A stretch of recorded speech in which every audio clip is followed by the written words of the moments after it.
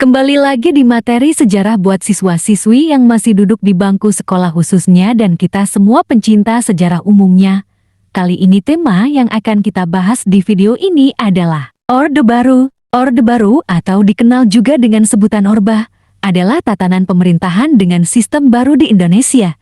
Sejarah singkat Orde Baru dimulai pada masa jabatan Presiden Soeharto. Rentang waktu kekuasaan pemerintahan Orde Baru berlangsung selama 32 tahun.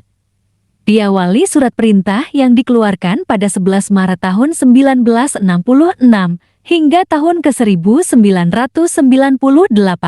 Kita bahas latar belakangnya. Lahirnya Orde Baru ditandai Tri Tuntutan Rakyat atau Tritura, yang terdiri dari 3 tuntutan, yakni pertama pembubaran PKI, kedua perombakan Kabinet Doi-Kora, dan ketiga penurunan harga. Selain itu, lahirnya Orde Baru disebabkan atau dilatar belakangi oleh pergolakan politik di Indonesia yang terjadi pada pertengahan 1960. Bahkan masa itu disebut sebagai salah satu periode paling penuh gejolak dalam sejarah modern Indonesia. Selain itu, rakyat juga melakukan unjuk rasa soal buruknya perekonomian di bawah kepemimpinan Soekarno. Pasalnya, memasuki 1966, inflasi telah mencapai 600% lebih. Melihat situasi tersebut, Soekarno juga tidak memberi tanggapan apa-apa terkait suara rakyat. Penyerahan mandat kekuasaan lewat Supersemar dilatar belakangi dengan guncangan pasca G30 SPKI pada 1 Oktober tahun 1965.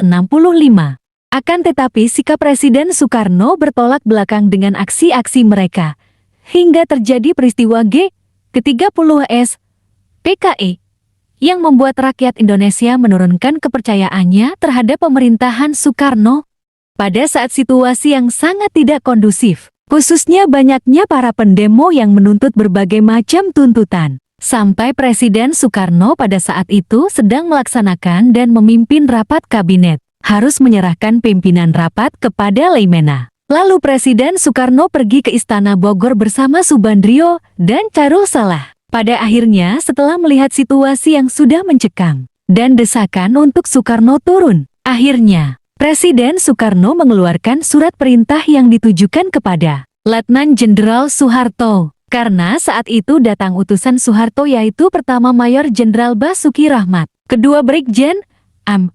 Yusuf, ketiga Brigjen Amir Mahmud. Mereka bertiga meminta Soekarno untuk memberikan mandat kepada Soeharto, agar Soeharto ditunjuk untuk mengatasi situasi yang genting saat itu. Diskusi dan perdebatan terjadi antara ketiga utusan Soeharto dan Soekarno, yang pada akhirnya Soekarno memberikan tugas kepada Soeharto untuk mengendalikan situasi yang sedang terjadi, dengan diberikan suatu mandat yang sekarang kita kenal dengan Supersemar. Dari kejadian di Istana Bogor itulah, ternyata ke depan nantinya akan terjadi perubahan-perubahan konstelasi politik Indonesia. Sebab yang sudah sama-sama kita ketahui, diawali Supersemarlah kedudukan Soekarno mulai terusik oleh Soeharto. Sebab banyak yang kurang tahu juga apa isi dari surat yang dibuat Soekarno itu kepada Soeharto. Dan sempat terjadi dualisme kepemimpinan pada saat itu khususnya di kalangan militer, antara yang mendukung Soeharto dan yang masih loyal kepada Soekarno. Setelah Supersemar dikeluarkan, Supersemar memiliki kekuatan hukum yang mengikat semua pihak, bahkan Soekarno sendiri tidak bisa membatalkan instruksi dari surat tersebut.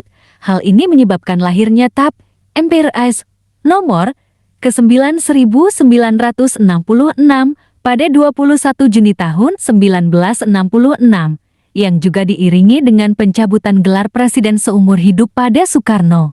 Setelah MPRS memberikan mandat kepada Soeharto, terjadi dualisme di puncak kekuasaan antara Soekarno dan Soeharto. Namun, Soeharto semakin memperoleh dukungan setelah memanfaatkan momentum G30S dan kondisi ekonomi Indonesia yang memburuk, membuat posisi politik Soekarno semakin terdesak. Supersemar secara praktis memperlemah posisi Presiden Soekarno karena pemerintahan dijalankan oleh Soeharto, dan pada masa itu kepercayaan rakyat terhadap Soeharto sangatlah besar. Soeharto diangkat jadi mandataris atau penjabat Presiden Republik Indonesia dalam sidang istimewa Majelis Permusyawaratan Rakyat sementara MPRS Pada 12 Maret tahun 1967, ia juga merangkap sebagai Menteri Pertahanan Keamanan sebelum kemudian resmi dilantik jadi Presiden pada 26 Maret tahun 1968, sekaligus titik awal dimulainya Orde Baru. Dengan demikian, terbitnya Super Semar menjadi faktor kuat bagi Soeharto untuk membangun rezim Orde Baru yang bertahan hingga ke 1998. Demikian materi awal lahirnya Orde Baru. Untuk materi berikutnya, kita akan membahas jalannya pemerintahan Orde Baru dan program-programnya. Untuk mendukung channel ini cukup like, subscribe, dan komen, supaya channel ini tumbuh dan bermanfaat. Terima kasih, sampai jumpa.